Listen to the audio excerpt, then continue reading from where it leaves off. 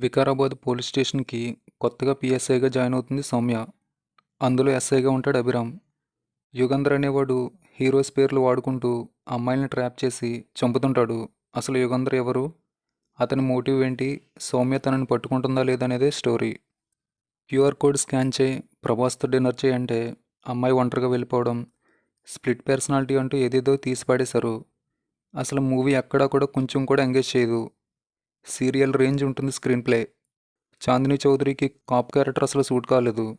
వశిష్ఠ సింహ కూడా సింగిల్ ఎక్స్ప్రెషన్తో same dialogue డెలివరీతో లాగించేశారు. కిల్లర్ మోటివ్ కూడా సరిగ్గా లేదు. అశు చిన్న క్యారెక్టర్ చేసింది. కిల్లర్ ఎవరో ఫస్ట్ హాఫ్కి తెలిసిపోవడంతో సెకండ్ హాఫ్ మీద అసలు ఇంట్రెస్టే ఉండదు. మూవీ స్కిప్ చేయడం బెటర్. ఫ్యామిలీతో చూడొచ్చు, ఎటువంటి అడల్ట్ కంటెంట్ లేదు. ఈ రివ్యూ మీకు నచ్చుంటే లైక్ చేసి షేర్ చేయండి. మరిన్ని మూవీ రివ్యూస్ కోసం ఛానల్ని సబ్స్క్రైబ్ చేయండి. Thanks for watching.